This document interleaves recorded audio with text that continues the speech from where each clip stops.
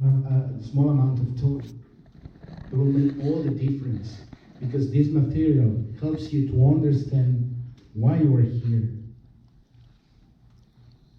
and just make us understand, right? So I want that for all the world. That's it.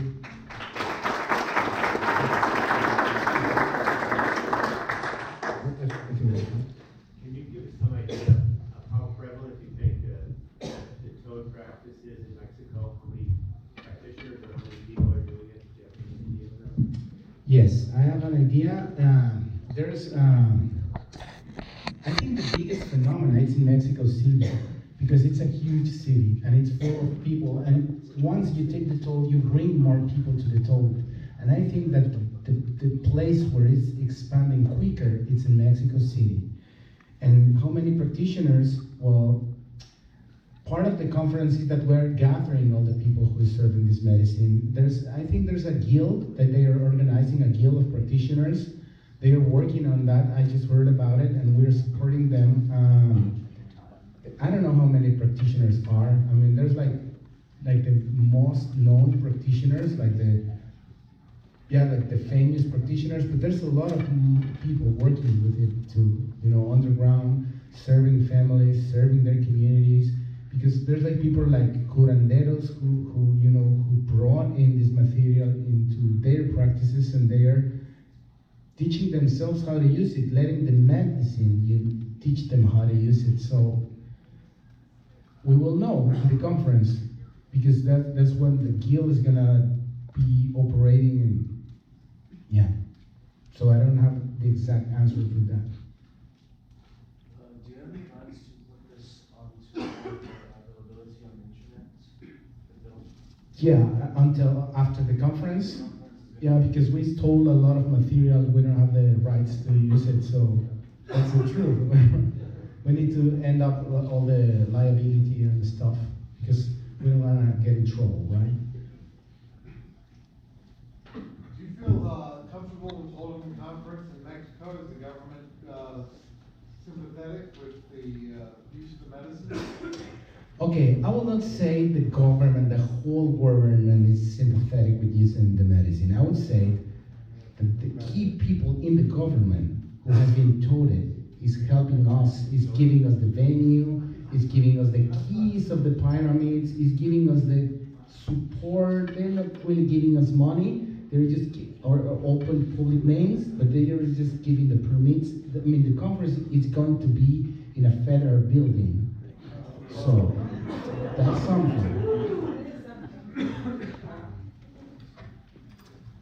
Yes. In the last couple days about some conservation efforts being done to protect the toad in Mexico and Arizona.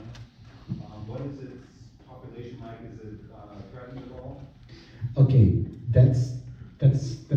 thank you for that question. There's a lot of gossip and misunderstandings about the toad. The toad is not in danger. You are in danger if you go to that desert to try to pick the toad because the cartels are really tough guys. The toad can become a pest. One toad can put 5,000 eggs. Look what happened in Australia. They brought 80 toads, and now they have 7 million buffos. It's not Bufo Varius, it's Bufo Marinos. Sorry for them. But it could be a pest. It can become a pest. So I feel in my heart that the universe put the medicine in a toad because it's virtually impossible to finish with them. I mean, what happened in California is that with the pesticides, they just push them back to Mexico, which is good for us. So you don't have more Bufo Varius in California. But I mean, if the environment is right, is correct, it can become a pest. So it's protected. I mean, there's not an issue about it yet. Thank you. Yeah. I missed the beginning of the video, so this might have been covered. Can you speak to the aspects of working with the toad, extracting the venom and kind of the sustainability of that art and practice? that's not on the film. I mean, it's just say it's just not that clear because we don't want to spread the word about how to take out the medicine because we don't want that many people walking in the desert poaching toads. So what I can say is that there's an effort right now happening between 3 of the tribes to develop a co-op, so that way it will become some sort of a medicine bank under the consents of the tribe. But it's just happening. It hasn't been done yet. And how to extract the medicine? Look for it on the internet. Do your research. Thank you. Yes. How widespread is the plant in Mexico that also has the 5-MeO molecule? It's yopo, but it's not in Mexico. I mean, the plant there's a few more plants. There's one grass, Phalaris, I guess that's the name, and the yopo seeds. Do you have what plant in Mexico has? No, not in Mexico, but go to the Encyclopedia of Psychoactive Plants, and there's a long list of plants that contain 5-MeO. Yeah, but it's very hard to extract it. Mostly in the Amazon basin. It's quite widespread, yeah. Yeah. So yopo, I think it's the one. Yes, sir. Are there any negative aspects to taking the medicine? Yes, there are negative aspects, and I would say that the people. Let's see if I can put it in a simple way. But the medicine rises your consciousness, right? Your vibration rises. And there's like a belt of consciousness where you become functional. If you're under that belt of consciousness, you're maybe like a psychopath or something, you don't have enough consciousness, you're not functional in the society, right?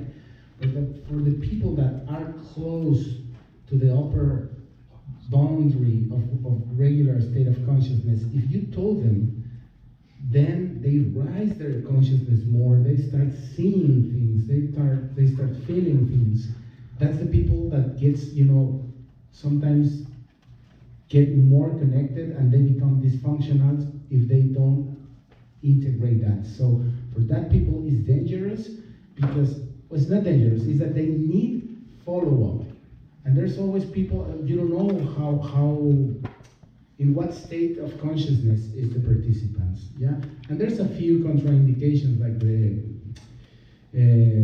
some pills, right? When you take pills, psychiatrists, I don't know exactly which ones are right now, but I know because I'm not a practitioner, right? But the thing is that there's a few contraindications without it, but to me, the worst thing that can happen is people who gets dysfunctional with his reality and he has no, the possibility to absorb what they have known. Because we all are a vibration in the universe, and by resonance, all our reality, that's our reality for resonance. So if we rise up our vibration, everything changes. And if you are not prepared for that, the people has problems. That's to me, that's the biggest thing. And the physical or damages, I trust so much in the medicine. I mean, sometimes the integration process can be tough, but it's part of the process, right? It's because it's needed. So I think that's the dark, the complicated part of the medicine. I was thinking road, and I was thinking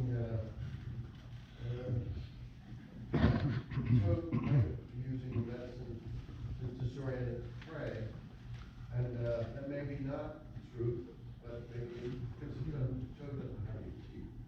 I'm sorry, I'm missing the point. I'm not finished.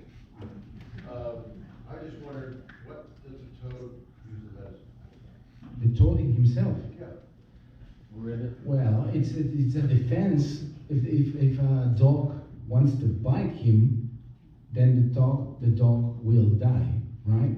So, yeah, it's a defense mode. That's why the people should not be taking away all the medicine from the toads, because they will be, but there's not enough coyotes. There's like millions of toads, that's true. Yes? I haven't seen really any dog dead when I go to collect medicine over the last 12 years. I've seen dogs who bite the toads and they are a little bit disoriented. But I heard and read on the internet some reports of people who had some dog who died. But they really don't know it was Buphus alvarius, because I've seen the toads and the cats and all the domestic animals living with the toads. And the other thing that I want to address is that if you lick the toad, you are not having the experience with 5-MeO-DMT. The toad contains an enzyme that converts the O-methyl bifenthrin that is in the drive or in the fluid of the toad to 5-MeO-DMT with the fire, without the